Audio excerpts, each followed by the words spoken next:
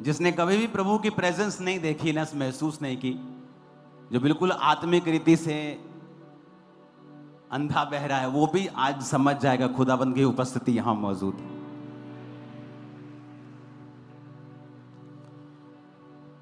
अपने पड़ोसी को बोलो, अगर बुद्धि नहीं तो कुछ भी नहीं।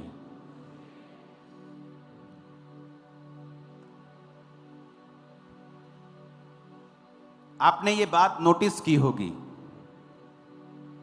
कि बाइबल में जितने अच्छे और बड़े किरदार हैं, चाहे वो दाऊद हो, चाहे वो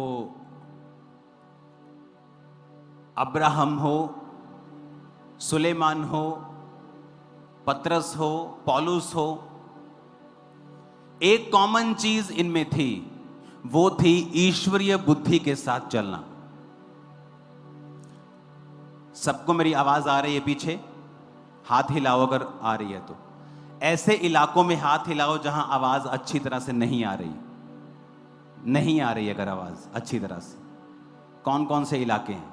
नोट कर लो टीम, जहां कंप्लीट आवाज अच्छी तरह से नहीं है। स्क्रीन्स का काम हो चुका है, लाइट्स का काम होने वाला है, उसके बाद जो साउंड प्रूफिंग का काम हो जाएगा, परफेक्ट आवाज आएगी, डोंट वरी, जल्दी हो जाएगा। एक कॉमन चीज इन सब में थी, वो कॉमन चीज थी ईश्वरीय बुद्धि। अपने पड़ोसी को बोलो, ईश्वरीय बुद्धि। प्रॉब्लम कहां है? प्रॉब्लम यह है कि हम जब लोगों की टेस्टिमनी को सुनते हैं, हम उनकी स्टोरीज को नहीं सुन पाते और फिर हम अपने आप को उनके साथ कंपेयर करने लगते हैं कि मेरे को भी तो यही प्रॉब्लम है, मैं आजाद क्यों नहीं हूं।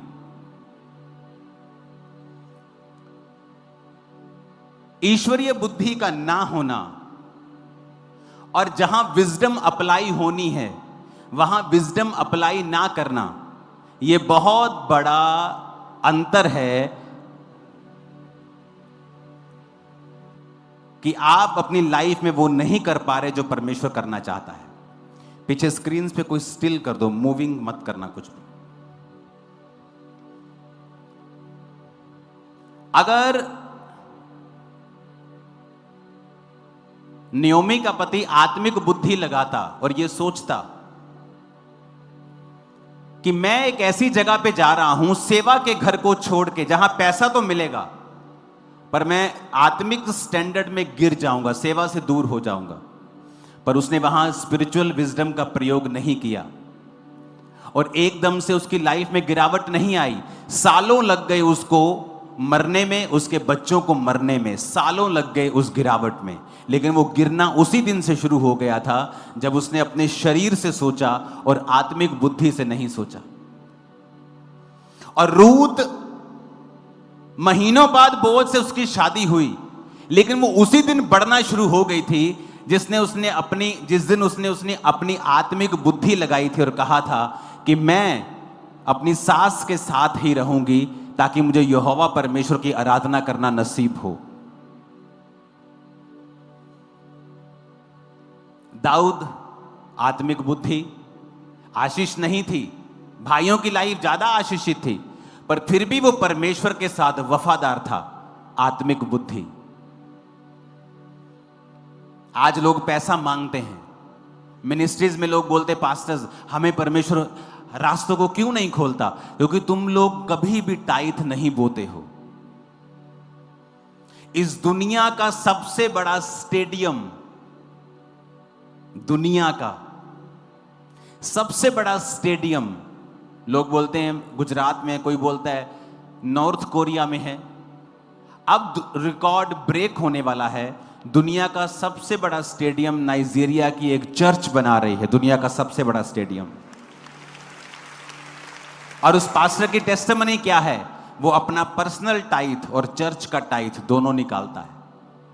कहता मुझे फिर लोगों की ओर देखने की जरूरत नहीं पड़ती, मैं वफादार खुदा के साथ रहता हूं, उसके पैसों के साथ रहता हूं और परमेश्वर मुझे सप्लाई देता है और असीमित सप्लाई देता है।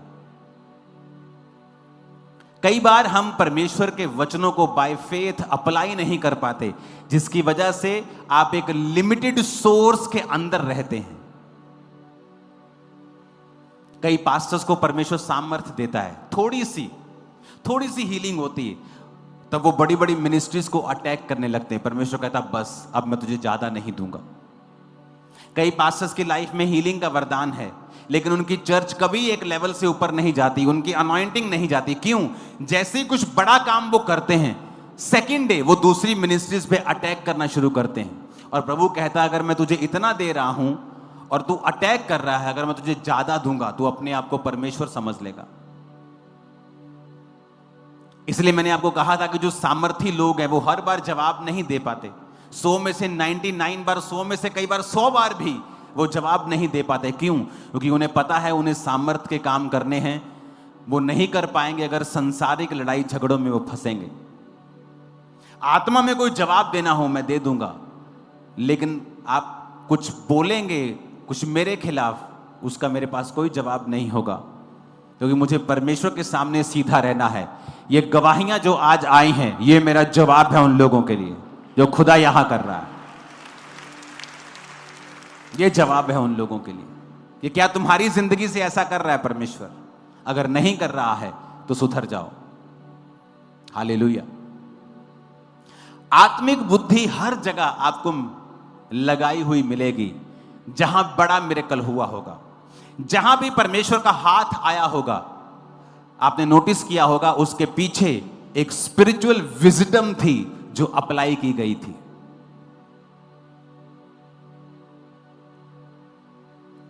नमान गोडी को कहता अलीशा जा 7 डुबकियां मार ले।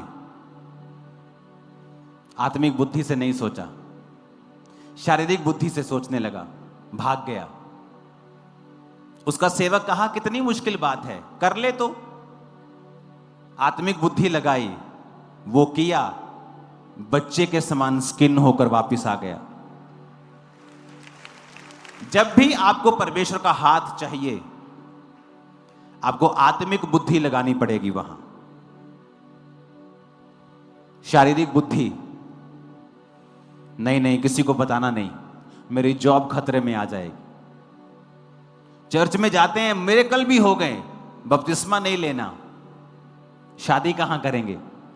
तुम एक मूर्ख हो, परमेश्वर की निगाह में तुम मूर्ख हो। संसारिक दृष्टि से तुम बुद्धिमान हो, सियानपना चल रहे हो, पर परमेश्वर के सामने तुम एक मूर्ख हो।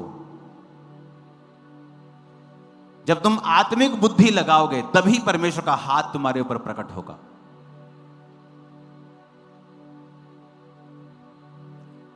हालेलुया। हन्ना क्या करती थी? शारीरिक बुद्धि लगाती थी।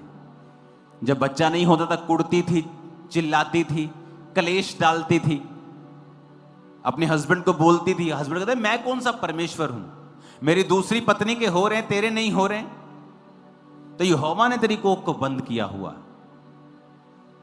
और एक दिन हन्ना ने आत्मिक बुद्धि लगाई, प्रभु के भवन में गई, बिलख बिलख कर प्रार्थना करने लगी।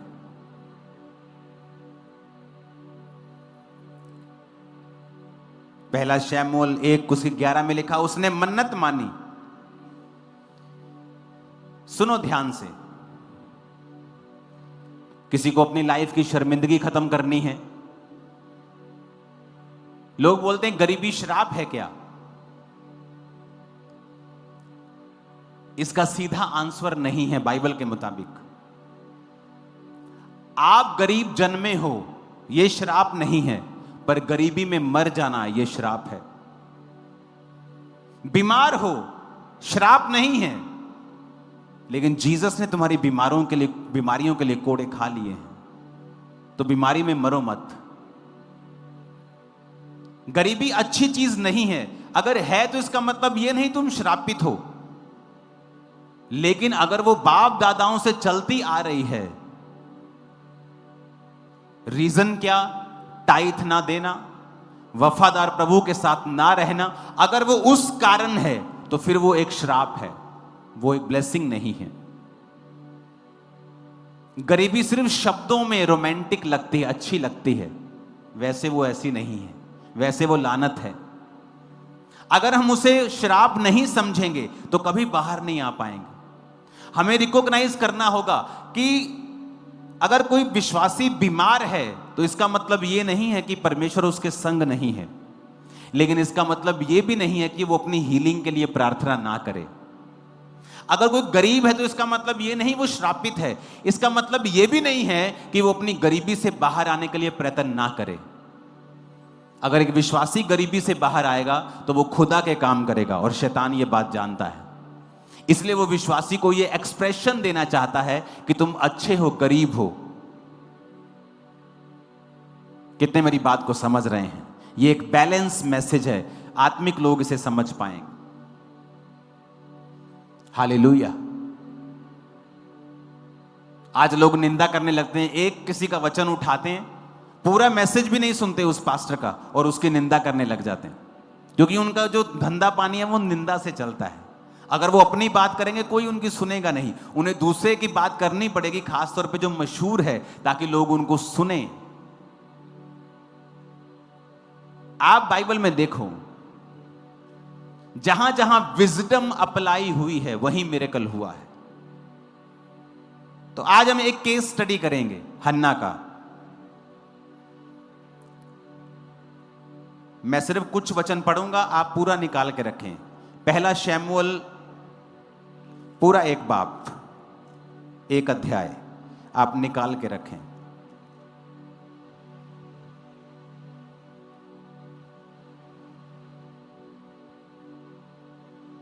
आठ आयत में लिखा, उसके पति एल्काना ने कहा, हे हन्ना, तू क्यों रोती है और खाना क्यों नहीं खाती? क्या मैं तेरे लिए 10 बेटों से अच्छा नहीं हूं? तेरा मन क्यों उदास है? शीलो में हन्ना खाने और पीने के बाद उठी और यहोवा के मंदिर में जाके एक बाजू के पास एलिया जो कुर्सी पर बैठा था, मन में व्याकुल होकर यहोवा से प्रार्थना करने और बिलख बिलख कर रोने लगी और यह मन्नत मानी। ये केस स्टडी कर रहे हैं आज हम। विजडम अप्लाई हुई है, आत्मिक बुद्धि। यहूदी जो थे उन्हें एक बात मालूम है कि परमेश्वर मन्नतों को तुच्छ नहीं जानता, कि प्रभु अगर तू मेरा यह काम करे। बहुत से लोग मन्नत मांगते हैं, अगर तू मेरी मनपसंद जॉब मुझे दे, मैं ये पहली सैलरी तुझे दूंगा, मैं टाइट तुझे दिया करूंगा। मन्नत मांगते, परमेश्वर अगर तू मेरा ये काम करे तो मैं ऐसा करूंगा, अगर आज मुझे तू इस मुसीबत से छुड़ाए तो मैं तेरी सेवा। ऐसे बहुत सी मन्नतें हैं। तो पहली विजडम अप्लाई हुई कि बाइबल के वचनों में जो खुदा की विजडम है, खुदा के तरीके के साथ जीवन जीने का तरीका। पहले हन्ना ने देख लिया, रो के खाना छोड़ दिया, पति के साथ लड़ाई, सौतन के साथ लड़ी, चिल्लाई, कलेश किया, कुछ नहीं हुआ। फिर क्या किया? आत्मिक विजडम अप्लाई की, मन्नत मांगी। पहला स्टेप, खुदा से कहती, परमेश्वर अगर तू अपनी दासी के दुख पर दृष्टि करे, मेरी सुधि ले और मुझे भूले ना और पुत्र मुझे दे, तो मैं जीवन भर के लिए उसे अर्पण कर दूंगी, उसके सिर पे छुरा ना फिरने पाएगा। वचन में लिखा, एली उसकी ओर देख रहा था, उसके होंठ तो हिलते थे। 13 आयत में लिखा, परंतु शब्द कोई सुनाई नहीं पड़ता था। एली ने समझा वो नशे में है। एली ने कहा, अपना नशा उतार, कब तक नशे में रहेगी? 15 में लिखा, हन्ना ने कहा, नहीं मेरे प्रभु, मैं तो दुखिया हूं, मैंने ना तो दाख मधु पिया ना मदिरा, मैंने अपने मन की बात खोलकर यहोवा से कही है। क्या लिखा? एली ने देखा, और क्या देखा? होंठ हिल रहे हैं। और क्या कहा? मन में सोचा, ये औरत ओछी है, कैरेक्टरलेस औरत है, खुदा के घर में नशा करके आ गई। ए लड़की, अपना नशा उतार। और अगर हन्ना के पास स्पिरिचुअल विजडम ना होती, वो आगे से कहती, ले तू कौन सेवक है, तेन तो आप नहीं पता लगा मैं की कहनी है।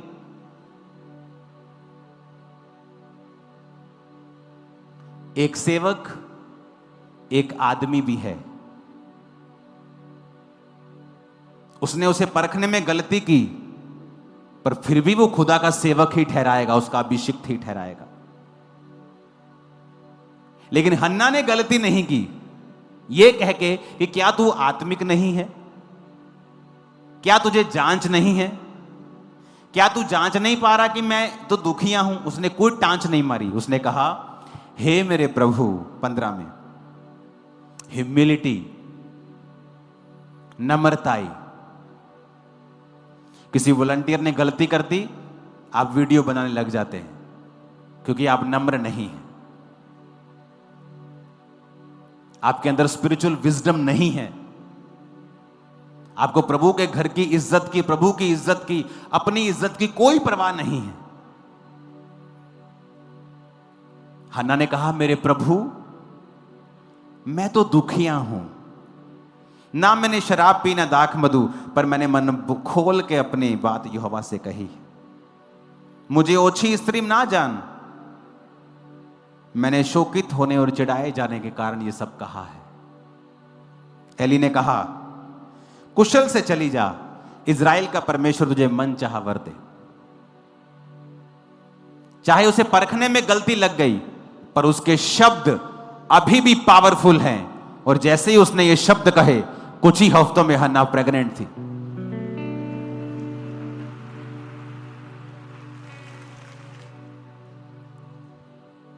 आप प्रभु के सेवक को जांच नहीं सकते।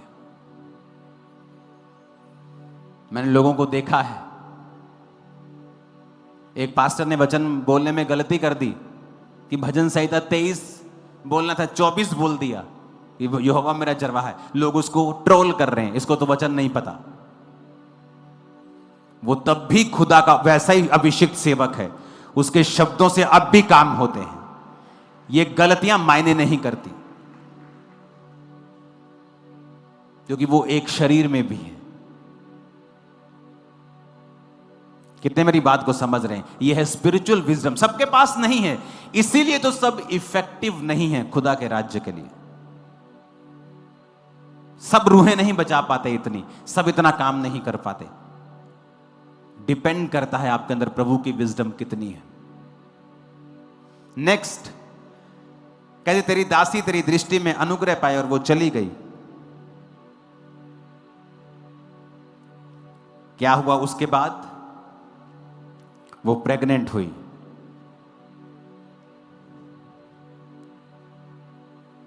एक और बात बाइबल में लिखी है,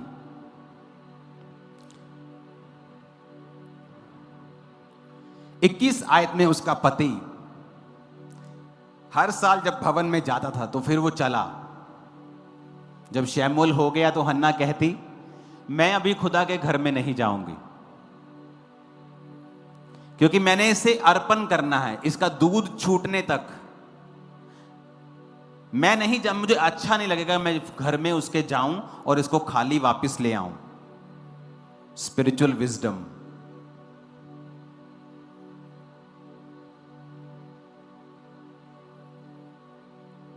शाऊल गधियां ढूंढने के लिए गया, गधियां नहीं मिली। उसके सेवक ने कहा यहां एक नबी रहता है, चलें उसके पास। कहता हमारे पास कुछ देने के लिए नहीं है। शाऊल क्यों चुना गया? उसके अंदर एक स्पिरिचुअल विजडम थी कि अगर परमेश्वर के घर में परमेश्वर के दास के सामने जाना है तो खाली हाथ नहीं जाना। उसके दास की कोई डिमांड नहीं है। इसहाक ने कहा जा बेटा, मेरे मनपसंद का खाना मुझे बना के दे, तब मैं तुझे आशीर्वाद दूंगा। इसहाक कोई गरीब इंसान नहीं था, खरबों का मालिक था। ऐसे वो 50 तरह के खाने बनवा सकता था, लेकिन ये एक स्पिरिचुअल विजडम है कि जब आप फादर की लाइफ में बोते हैं, आप कुछ लेते हैं उससे। जहां भी काम हुआ स्पिरिचुअल विजडम अप्लाई हुई होगी, चेक कर लेना बाइबल में। हालेलुया। तो शाऊल चांदी का टुकड़ा लेके नबी के सामने गया। Spiritual wisdom. हन्ना खाली हाथ नहीं गई, कहती मैं नहीं जाऊंगी। और जब कुछ ही महीने में उसका दूध छूट गया, वो उसको चढ़ा के आई। एक और बात, क्यों शमूएल एक प्रभावी सेवक बना?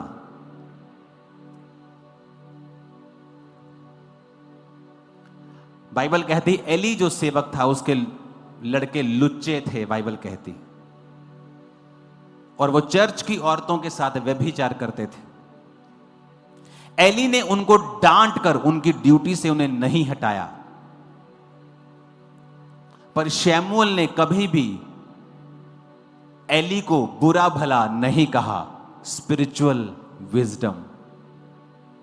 प्रभु ने एली का न्याय किया, गॉड्स जजमेंट। हर साल हन्ना और उसका पति उस भवन में आते थे जिस तरह पहले आते थे। हन्ना का बेटा वहां पे था, पर हन्ना ने 3 महीने में उस परमेश्वर के घर को विजिट नहीं किया। आज लोग परमेश्वर के घर में अपना बच्चा दे देंगे, हर 1 महीने में फोन करेंगे, ठीक है तू ठीक है, तुमने रोटी मिलती है? कि कब आपका वीक मोमेंट आए और आपको सेवा से दूर कर लिया जाए। बड़े से बड़े बिलियनर्स की लाइफ में भी वीक मोमेंट्स आते हैं। एलिया की लाइफ में भी वीक मोमेंट आया जब वो मौत मांगने लगा। पतरस की लाइफ में वीक मोमेंट आया जब उसने प्रभु का इनकार कर दिया। आप सेवा करेंगे, बहुत सी घटनाएं आपके साथ होंगी, जायज भी हो जाएंगी, कुछ नाजायज भी हो जाएंगी, शैतान भी कर देगा। लेकिन अगर तुम्हारी फैमिली स्पिरिचुअल विजडम में नहीं है, तुमको वापस खींच लेगी और खुद श्रापों के नीचे हो जाएगी। वो बाद में मालूम पड़ेगा जब फोन आएंगे, और तब परमेश्वर का दास भी ले हैंड के जरिए कुछ नहीं कर सकता। हन्ना क्या कहती है यहां पर, पढ़ो बाइबल में। 2 की 19 आयत। उसके माता पिता प्रति वर्ष छोटा सा बागा बनाकर अपने पति के संग वर्ष की मेल बलि चढ़ाने वो हन्ना आती थी और बागे को लेके आया करती थी। हर साल, हर 3 महीने में नहीं, पहले भी वो साल बाद ही आते थे। लेकिन हन्ना का बेटा वहीं पे है, और मालूम क्या, एकलौता बेटा सालों के बाद हुआ है। हर 3 महीने में जाना चाहिए उसको। पुੱਤ तू ठीक है ना, तेनू अली रोटी ते दिंदा है ना, तेनू अली मारदा तो नहीं गा। इससे अच्छा तुम अपना बेटा भवन में ना देती, अपने पास रखती। या तो सेवा करो ना, जब करनी है तो तन मन धन ताकत बल बुद्धि ब्लड से सबसे कर दो। फिर या तो मत करो। कौन तुम्हारे ऊपर सिर पे तलवार लटका के खड़ा था? तुम परमेश्वर के भवन में सेवा करने के लिए आए? किसने तुमको इनवाइट किया यहां पे सेवा करने के लिए? आओ, तुम खुद आए। Spiritual wisdom. हर साल ही आई फिर वो एकलौता बेटा, दिल करता है मां का देखने में। 3 महीने में फिर क्या है, एक बार जा आएगी तो, पर हर साल आती थी वैसे जैसे पहले आती थी। बागा बना के कपड़े दे के जाती थी। एली ने देखा, खुदा ने देखा, ये औरत आत्मिक बुद्धि से चलती है। बुलाया एली ने उसको दोबारा। एली ने एलकाना और उसकी पत्नी को आशीर्वाद देकर कहा, यहोवा इस बालक के बदले जो तूने अर्पण किया है, तुझको इस पत्नी से वंश दे। तब वो चले गए। 21 में लिखा, यहोवा ने हन्ना की सुधि ली, वो गर्भवती हुई, उसके 3 बेटे और 2 बेटे, 3 बेटे और 2 बेटियां और हुई, और बालक यहोवा के संग रहता हुआ बढ़ता गया। एक बार स्पिरिचुअल विजडम अप्लाई की, बेटा हो गया। फिर उसको अप्लाई किया, रोज रोज उसका पता लेने नहीं गई, हाय मेरा पुत्र, हाय मेरा बेटा, ठीक तो है ना? एली के पुत्र लुच्चे हैं, कहीं मारते तो नहीं उसको? अरे यहोवा के घर में तुमने भेजा है, जिसके घर में भेजा है वो संभाल लेगा तुम्हारे बेटों को। स्पिरिचुअल विजडम सबके पास नहीं है। एली के अंदर एक कमी थी, अपने बच्चों को सुधारा नहीं उसने, लेकिन फिर भी शमूएल उसके अधीन था। और सोचो, जो परमेश्वर के सामने निष्कलंक होकर चलना चाहे, उसके अधीन आपको कितना होना चाहिए। और वचन क्या कहता है? यहोवा ने फिर उसकी सुधि लेकर उसको 3 बेटे और 2 बेटियां और दी। Spiritual wisdom.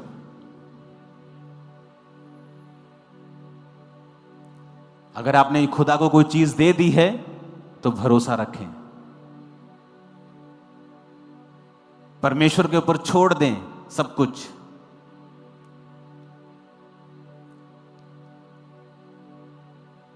कहते हैं ना, जड़ी औरत 24 घंटे अपने पेके ना जुड़ी रहे फोन ते, वो कदी अपने सोहरे च खुश नहीं रह सकती। ये सच बात है, सच बात है। ये मैं आपको बता सकता हूं, सच बात है।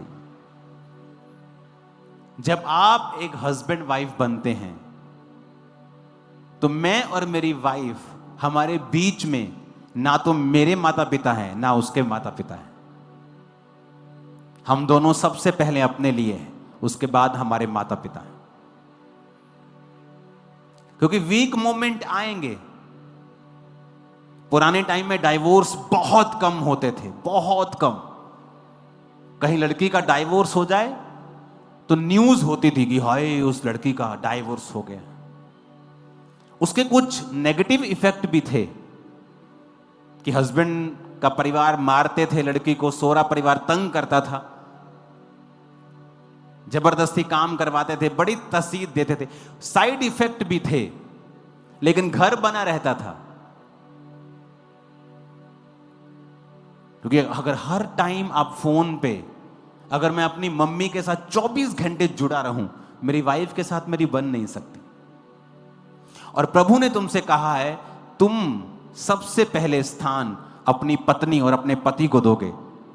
तुम अपने पति और पत्नी के साथ लिखा, पति पत्नी एक मन होंगे, एक तन होंगे, और माता पिता से अलग, यानी अब वो प्रथम हैं, अब आप एक हैं। आपके माता पिता उसके बाद, आपके बच्चे उसके बाद आते हैं। आपके बच्चे, आजकल तो बच्चे शैतानी घर में कलेश करवा देते, माता पिता का कलेश बच्चे ही करवा देते हैं। क्यों? क्योंकि शुरू से एक बच्चा मां का फेवरेट है और एक बाप का फेवरेट है।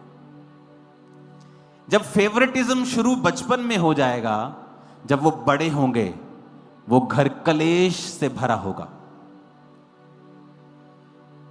आपके बच्चे माता और पिता दोनों से प्यार करने वाले होने चाहिए।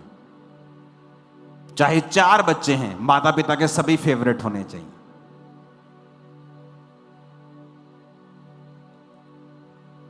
कितने समझ रहे हैं? आप इग्नोर नहीं कर सकते किसी बच्चे को। ये संसारिक बुद्धि की बातें हैं, और जहां आत्मिक बुद्धि लगाई गई वहां खुदा का हाथ आया। सेंस क्या कहती है कि मेरे पास इतना नहीं है कि मैं परिवार का गुजारा करने के बाद टाइथ दे सकूं। स्पिरिचुअल विजडम क्या कहती है कि मुझे पहले टाइथ निकालना है, बाद में देखी जाएगी, खुदावंद इंतजाम करेगा। एक दिन आएगा आपके पास बहुत आयत से होगा। Spiritual wisdom. शमूएल क्यों एक अच्छा नबी बन पाया? क्योंकि फैमिली पीछे टांगे खींचने वाली नहीं थी। इमेजिन करो, यहां शमूएल रहता है, उसी घर में एली रहता है जो बूढ़ा हो चुका है, आंखों से कम दिखता है। उसके 2 बच्चे हैं और दोनों व्यभिचारी हैं। जो भवन की सफाई करने वाली औरतें थी, उनके साथ वो व्यभिचार करते थे। जब लोग भेंट लेके आते थे तो पकाने के बाद याजक एक 3 कांटे वाला त्रिशूल बना नुमा एक चीज बर्तन में डालता था। जितना मांस आता था वो याजक का होता था। वचन कहता है कि ये दोनों इतने लालची थे कि कच्चा मांस ले लेते थे और परमेश्वर की भेंट का तिरस्कार करते थे। स्पिरिचुअल विजडम नहीं लगाते थे। और वचन देखो, जब पलिश्तियों ने इजरायलियों पर अटैक किया, दोनों एक ही दिन मर गए, दोनों एक ही दिन। और पत्नी जो प्रेग्नेंट थी एक की, वो भी मर गई। उसका बच्चा पैदा हुआ, उसका नाम इकाबोद रखा गया कि इजराइल में से महिमा उठ गई। दुर्घटना हुई, रीजन निकलेगा, स्पिरिचुअल विजडम को अप्लाई नहीं किया गया। कोई बड़ा कांड हो गया, बड़ा एक्सीडेंट हो गया, स्पिरिचुअल विजडम को अप्लाई नहीं किया गया। कितने मेरी बात को समझ रहे हैं? शमूएल अच्छा नबी क्यों बन पाया? उसको नहीं मतलब था एली के जीवन में क्या चल रहा है, उसके बच्चे उसकी बात नहीं। उसको मतलब था कि प्रभु ने मुझे यहां रखा है और प्रभु ने उसको ये साबित किया कि तू सही कर रहा है। कि जब यहोवा ने उससे बात की तो उसके मेंटर की आवाज में की। इसीलिए यहोवा जब बोलता था शमूएल शमूएल, वो भाग के मेंटर के पास एली के पास जाता है। एली आपने पुकारा? नहीं, मैंने नहीं पुकारा। अगर मेरी पत्नी मुझे आवाज लगाती है तो मुझे उसकी आवाज मालूम है, और मुझे भारी सी अगर आवाज आए तो मुझे मालूम है ये मेरी पत्नी की आवाज नहीं है।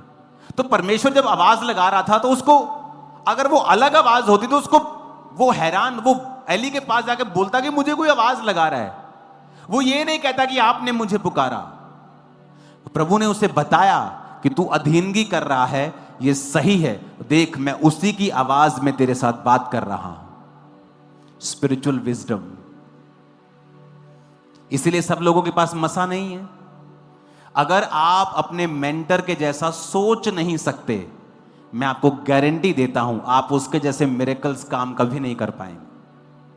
अगर आप दर दर जाते हैं, हर जगह भटकते हैं, बहुत सारे पास्टर्स आपके मेंटर हैं, आप कभी एक जगह पे नहीं पहुंच पाएंगे। आपको एक व्यक्ति चुन के उसके पीछा करना होता है।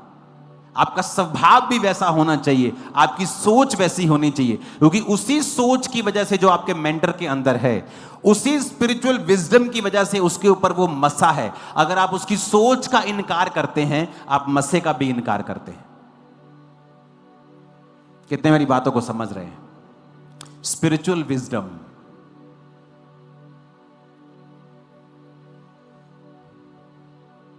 लड़ाई झगड़ों में ना पड़ना, स्पिरिचुअल विजडम। जब मैं परमेश्वर में आया तो मेरा बिजनेस था टाइल्स का।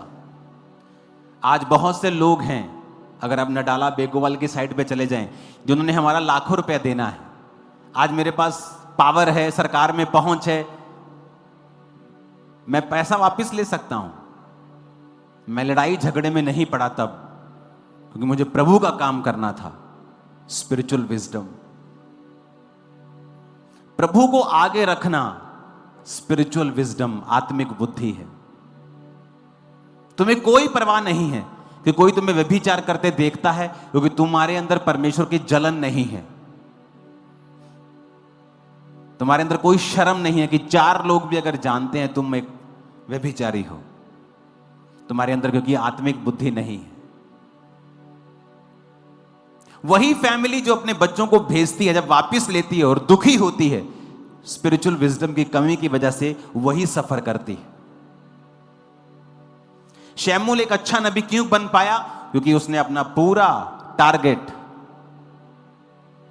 अपना पूरा सिस्टम उसने परमेश्वर में रख के चलाया। कितने मेरी बातों को समझ रहे हैं? हमें यह बात समझनी होगी।